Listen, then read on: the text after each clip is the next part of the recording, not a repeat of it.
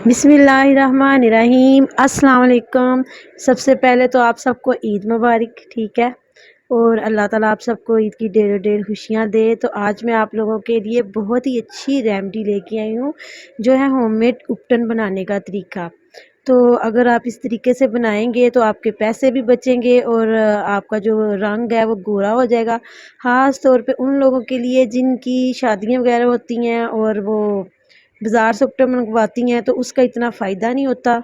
तो मैं आप लोगों को आज होममेड उपटन बनाना बताऊंगी। इसके लिए मैंने ले लिया है 2 टेबल स्पून गेहूं का आटा, ठीक है। इसमें मैं ऐड करने लगी हूँ थोड़ी सी हल्दी, यानी कि तकरीबन हाफ़ टेबल स्पून होगी ये आपने ऐड कर देनी है और इसको अच्छे से मिक्स कर लें। और ये है मेरे पास संतरे के थे छिलके, जिनको मैंने बारीक पीस लिया हुआ है।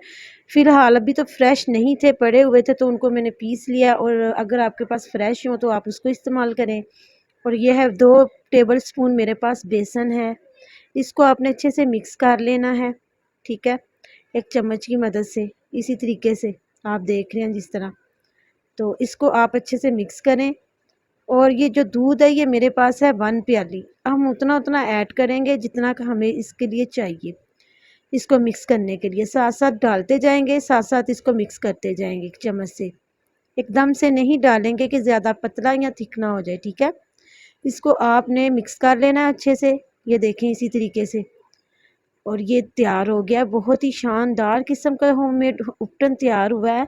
आप बाज़ार से मंगवाने की बजाय आप इसको घर में इस्तेमाल करें। और तो मैंने इसमें ऐड कर दिया है ज़ैतून का ऑयल, ठीक है। तो इसको आपने अच्छे से मिक्स कर देना है। तो ये देख लें कितना शानदार होममेड जो है ये उपटन रेडी हो गया है। इसको आपने ट्राई करना है और अपने चेहरे पे तकरीबन आपने इसको 15 से 20 मिनट तक अच्छे से लगा लेना है। और उसको लगाने के बाद फिर आपने इसको वॉश कर लेना है अच्छे तरीके से, ठीक है।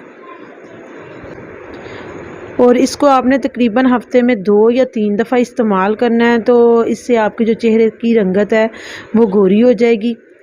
और इसको आपने इस्तेमाल करना है और मुझे कमेंट में बताना है कि आपको मेरी वीडियो कैसी लगी है। और आप चैनल को सब्सक्राइब करें, वीडियो को लाइक करें। चले जी, ओके, फिर अल्लाह हाफिज़।